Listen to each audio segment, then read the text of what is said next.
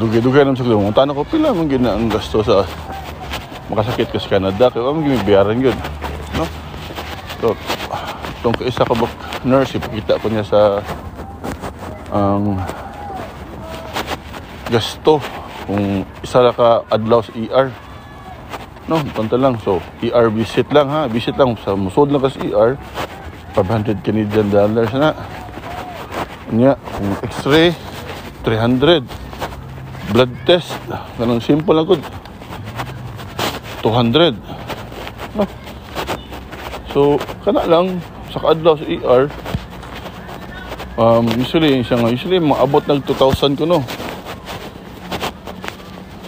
Ano pa na nabot kung ma-admit ka. Bot pa sa bot. Kung wala may insurance dali sa Canada, di po dali magkasakit dali. Ang nindot lang, kaya tanang tao dali sa Canada, nag-health insurance. Balaod din na siya. And bisan pag di ka kabayad, niraghan na kayo kanang amigo na kaila-ila ba nga nakasod sa Canada, turista, foreign worker, nga insurance, or at mo lang ihog ng sulti nga marag nag-illegal ba, kanang overstaying usually. Kalisod, atong ospital,